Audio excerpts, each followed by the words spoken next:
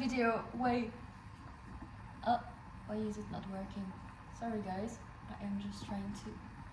Why is it not... What? Shit! I am consistent. I'm doing 2 videos the same week. That's awesome! Okay, so today's episode is going to be quite special because I'm going to cook at the same time. I love to do things when I'm talking, and also I feel like it's a bit more interesting doing things at the same time as I'm talking, so I am not just sitting in front of you guys and just yap, and you'll be like, you know. So, and it's also cool because it's like we are FaceTiming right now, but I am just talking to my phone. But I kind of like this idea, and I think it will be nice to do the same for other episodes. Just tell me in the comments down below. It will be very fun, very interesting. Anyway, for the new who don't know me, I am Ari, nice to meet you, and I'm a French style doing podcasts in English so I can practice my English because I don't want to lose my ability of speaking English, okay? So today's episode is going to be about how to accept to be alone, how to accept that people will go away from your life, how to accept that someone doesn't want you in the life also, because it's something that I used to struggle a lot when I was younger. And today I'm going to talk to you guys as you were my younger siblings, my younger self, like few things I would love to know before, because you have to know guys, I've always been such insecure, okay? I'm very insecure about my abilities, my intelligence, and it's not only in a relationship, it's also in friendship, it's also at work, and I think it's a response from, I don't know, I needed to be validated, I needed to be sure that my parents are proud of me, I wanted to be the best. I've always been like that. Just saying, my parents never put pressure on me. They were just like, girl, you're doing piano, just don't give up, because I gave up a lot on hobbies. But it's like I have an hyperfixation on something, I want to be good at it, and when I realize I am not good at it, I just give up, you know? So it's the only pressure that they put on me, and also on piano. But I think I had another kind of pressure when I was younger, especially with my mom, and I do think that I have mother issues. I do think I do have that. Anyway, so hold on, I have to cook at the same time. I can't do 2 things at the same time. Do you believe that? So yeah, I think I got some pressure from my mother because she had some, how can I say it, traumatic memories from her own mother, and like she wanted to be, my grandmother wanted my mom to be the best, to be appreciated by her own mom. Sorry, it's like a transgenerational trauma, maybe I would say. So it's heavy. I can't cook and I can't speak at the same time, guys. It's official. It's hard to do things. So, as I said, there is a transgenerational trauma in my family, especially as women, because we have this need of being useful, of being validated, of knowing that we are good enough, and yeah, I think my mom didn't want to put that much pressure on me, but it was unconsciously,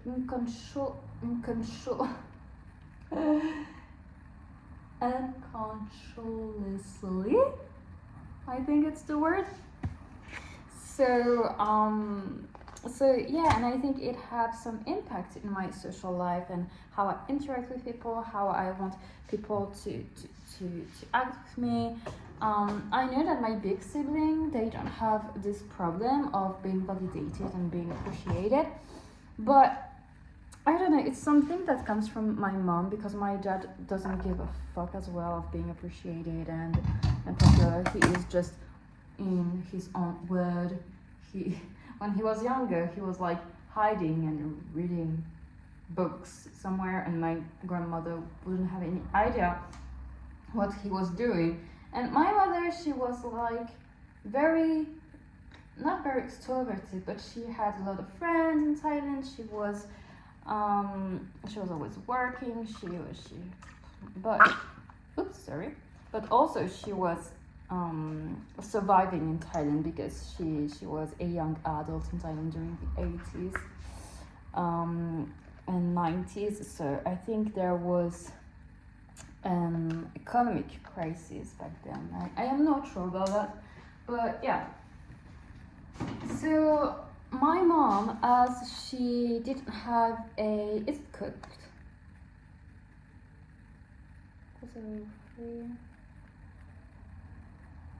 I don't know if I have to cook it. I don't think so.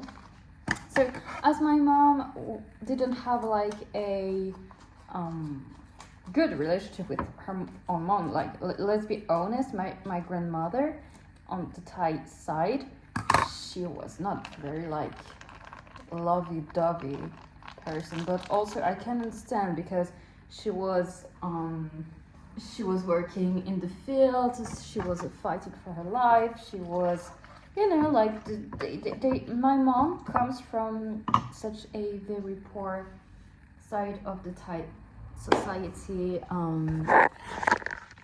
They were just and turns out she met my father, and then she moved to France, and she had her life, and she was always comparing my life with hers.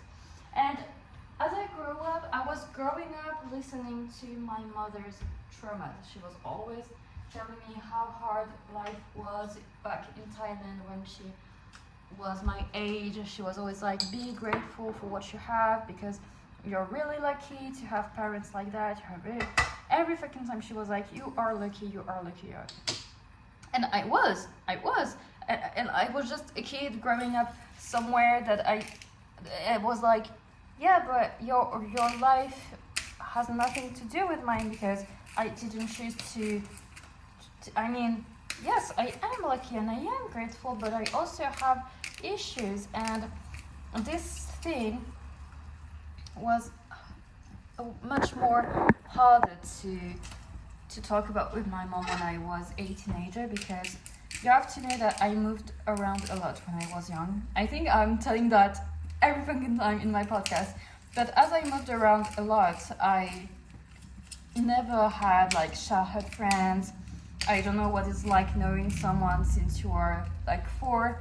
I don't know what it's like having, like someone who knows you from the childhood. I don't know what it's like, and I do invite people who knows someone from a very, very long age.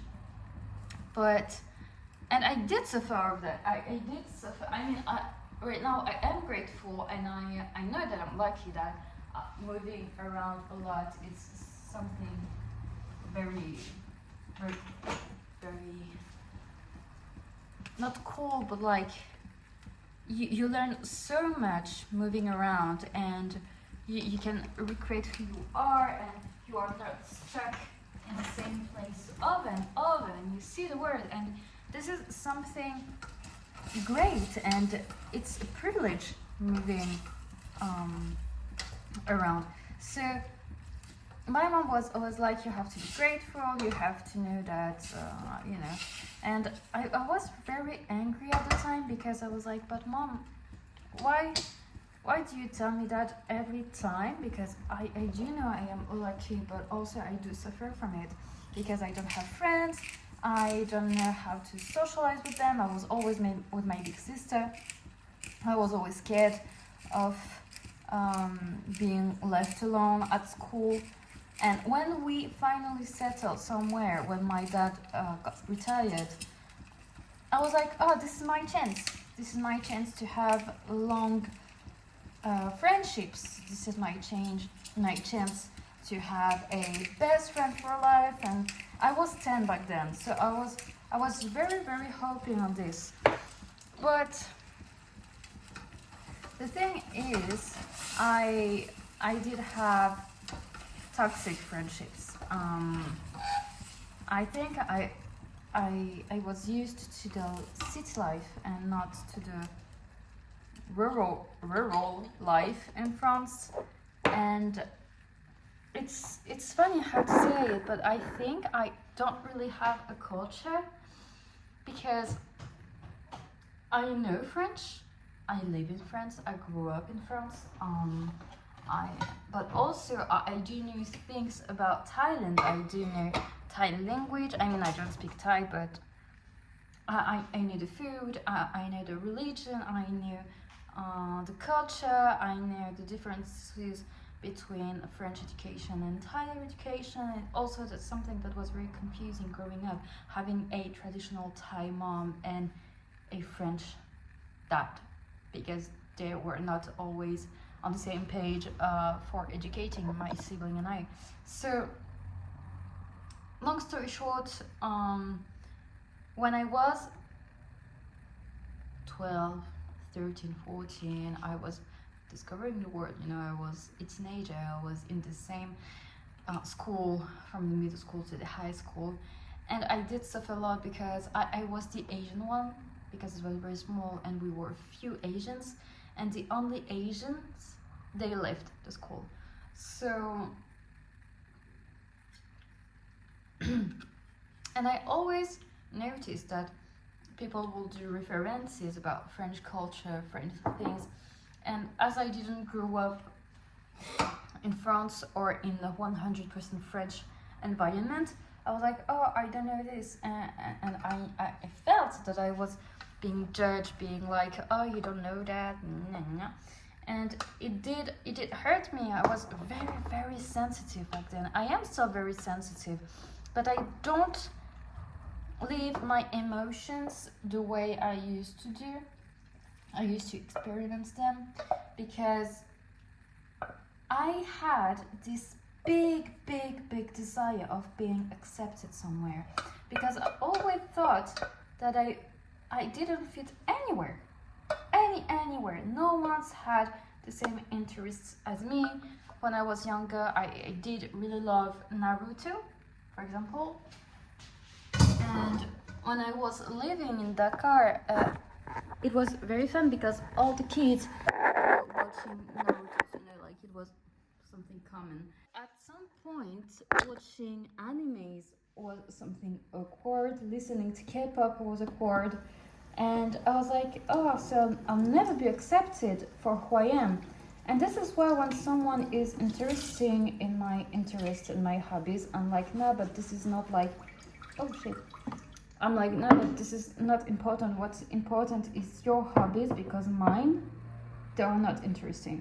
And I still believe that. I am still like, yeah, talk about your hobbies, because I don't want to talk about mine, because I think I'm gonna be judged, and I think you're gonna make fun of me, and anyway, my desires and what I love are not quite important. And this is how I still think, and I know it's a wrong thinking. I don't know why the light is so wrong. And I know it's messed up thinking like that. Obviously, my interests are important. Obviously, what I like, it's important. But as I grew up being like judged and everything, I do remember when I was in middle school, I had this project like, oh, I want to be a pastry chef because I want to do vegan pastries, and everybody were like, oh, that's so weird, it would never work, blah blah blah.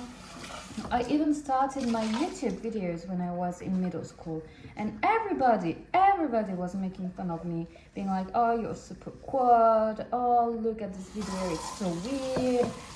I wasn't doing nothing more than just makeups and little bit of humoristic scenery. It was not that good, I do agree, but being mean to a 13 years old girl for doing videos on YouTube, this is the most awkward things to do.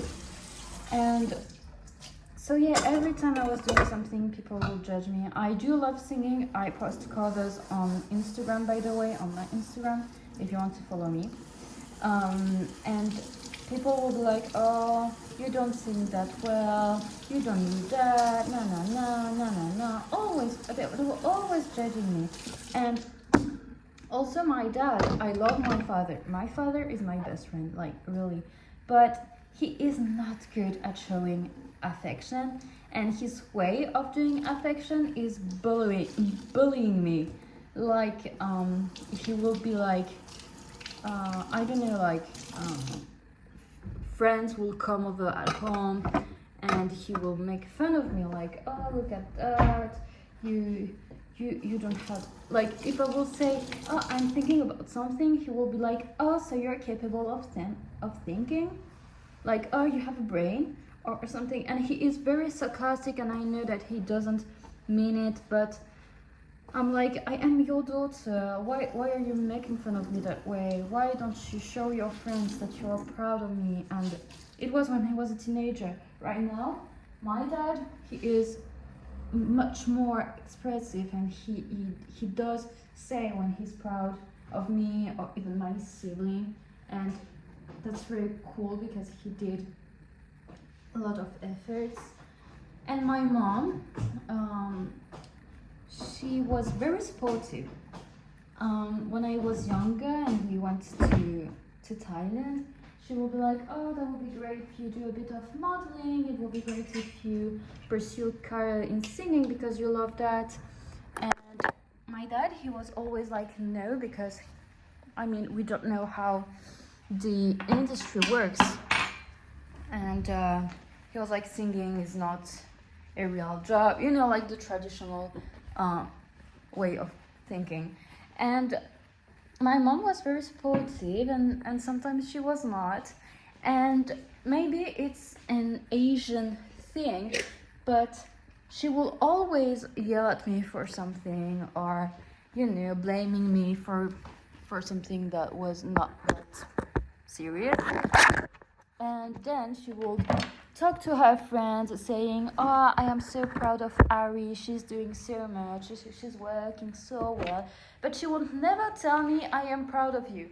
And I think this lack of validation from my parents, that comes this lack of confidence in me. When someone tells me, oh, I'm so proud of you, I love what you're doing on social medias and stuff like that, I'm like, are you for real? I don't think so. So when someone tells me, oh, I do agree with you and I love the way that you're thinking and I love talking to you, I'm like, what? Like, why is it so important, you know? This desire of being validated, being loved, it comes from this lack of word of affirmation from my parents. I mean, unlike my big sibling, I do need word of affirmation. I need to know that what I'm doing is good. I need to know that I did the right decision, that I did the right decisions, yeah. That sorry. And that I need to know that I am enough, because during school I was looking for this validation in my grades. I needed to be the first one at school, and I wanted to be the first one, and it was very important for me, and it was very important for me to know what job I will do, because I needed my parents to be proud. When it comes to love, it's the same. I need, maybe it's a toxic trait, but when I'm dating someone or I have interest in someone, I note every single thing about them, and I do remember every little thing, like, oh, I like dark chocolate, or I love Star Wars, or I love things, and I will watch Star Wars, I will do researches about the director, I will do everything to know everything about that, so this person will think I am interesting and I am smart. And I don't talk about my interest, I don't talk about my favorite songs. I don't talk about my favorite movies because I always think that it's not that cool or that important. And yep. Now that I'm telling you guys out loud, it sounds pathetic. But it's crazy for me to know that someone would be interested in my interests and would want to know what I like. Isn't it crazy? I'm sorry. So yeah, and as I grew up, I still, even if I still need validations, and because I am anxious and I want to be the perfect person, the perfect friend, the perfect girlfriend, all that stuff, when someone tells me I am leaving you, before I will try to keep them in my life. I would fight to keep them in my life. Even if they mistreated me, I would be like, no, stay because I need you, because you are the only one that gave me attention, affection, validation. Now, when someone tells me, okay, I live your life, I'm like, go on, the door is opened, because I'm still working on it, but the validation that I'm looking for, I'm trying to get it from me. I need, oh shit, I need to, and now I get it more, like, I see a therapist as well. Seeing a therapist is the best thing ever. Before, I had these voices inside of my head being like, you are not enough, you are not cool, you are not smart, you are not interesting, you are a piece of shit. This is how I work. I am always blaming myself for not being the best. And I need to be the best. I need to be the best one, okay?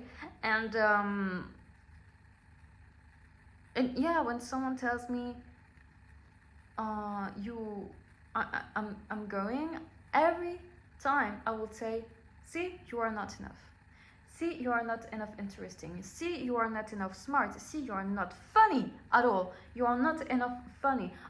You are not pretty enough as well. You should considering doing sport. You should considering changing your hair. You should, and I always try to fit in someone else's desire, but I never questioned my own desires. And I tried to do it recently when I'm fed up of trying to be perfect, but I know that it's something that I grew up with, to be like appreciated by my mom. To be, for example, my mom, she was always like, oh, you should be a nurse, you should work in healthcare, you should be a hairdresser, you can be, I don't know, she really wanted me to be a nurse, I don't know why.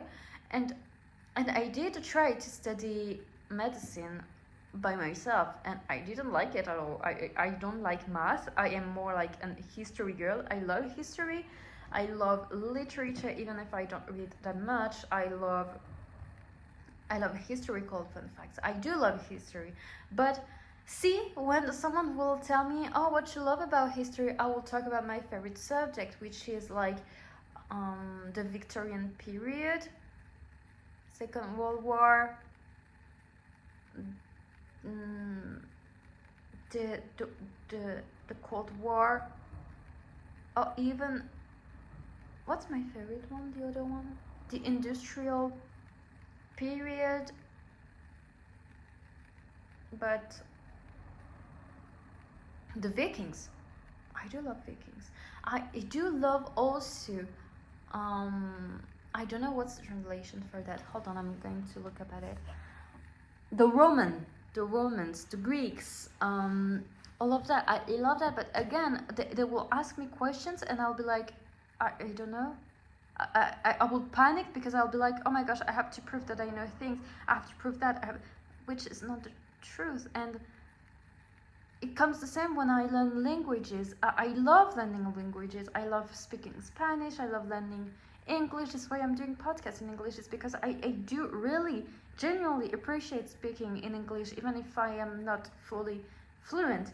I love learning about Thai because it's my roots, and I love learning Russian because I thought that in the CV it would be cool to have Russian, and I love ballet, I love history of Russia and Slavic countries, and people will be like, why?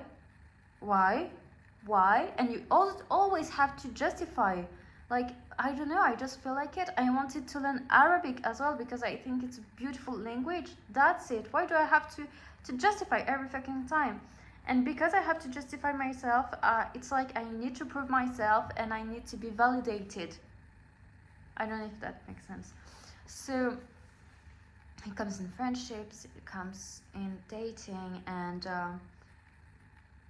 I think you will never be enough for yourself, not for someone. Maybe you'll be enough for someone, but you'll never be enough for yourself if you always self-criticize. And I think this is my biggest flaw, because every time someone will like be distant, be cold, I'll be like, okay, this is my fault. This is completely my fault, and this is not my fault. I mean, depends what happened, but you have to stop blaming yourself. You have to stop thinking that the world turns around you. You are not the center of the world. If someone is being distant or cold, it's maybe because they have a long day at work. It's maybe because they are tired. Maybe they don't feel like talking to someone. It's not always your fault, and stop being like the victim and the villain in someone else's story. Sorry, I'm a bit mean right now, but this is the truth. Like, what you're thinking about yourself, people won't think the same, because they don't see you as you see yourself. Yeah. And you have to be comfortable with yourself. It's very, very hard. I think I started to be comfortable with myself since I was like last year. It was just last year. I'm 24, and I started to feel cool with myself and confident, a little bit more confident last year, I think. And it's a very, very long journey. It's not something linear. It's always like, but letting go someone, it's also being grateful to yourself and putting boundaries. And even if it hurts, obviously it hurts letting go someone. I am not like, okay, you can go, and no, I'm like, okay, you go away. So I'm losing all of that, but that's okay, because I can't deal with you forced to be in my life. I would never force someone to be in my life. And if I tell someone, let me go, it's only because of my protect mechanism, or because I do really feel like shit. And I feel so much like a piece of shit that I will be like, I'd rather see you go away than being with me, because every time I'll see your face or talk with you, it will remind me that I am not enough and I'm a piece of shit. And it does no sense, because this person will be like, but I never said that, I never did. And I'll be like, yes, I know, it's just my brain, and this is how it works, and I am sorry for telling you that, but you have to go, and I gotta go too.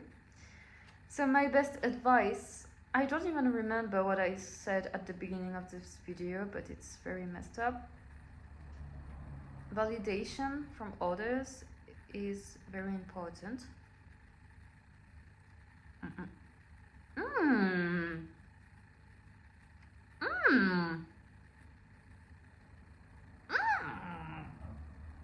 Yup. But validation from yourself is even more important, and it's very, very hard. What I like to do, it's writing things and acting like I am this person. I am creating an alter ego. The person that you're seeing on social media, on YouTube and everything, this is not the real me. Or maybe a part of it, it's me, but it's also my alter ego, the way I'm talking, the way I'm telling you guys how I think. It's not 100% me, but step by step, I'm becoming this person that I want to be. And you just have to do this list and say, okay, I want to be like that. I'm gonna do it step by step. First, how do I speak? Second, how do I dress? Third, how do I think? What's my values? And you have to question yourself. You have to be honest with yourself too. It's very important. And then you will be validated because you know who you are, you know your worth, you know your flaws, your qualities, and it's gonna be the best for the rest. I'm gonna eat. I am starving. I'll see you next time, guys. I am very excited for the next episode. I don't know what it's gonna be about again, but yeah, I hope you really liked it, and I'll see you on the next episode. Bye bye.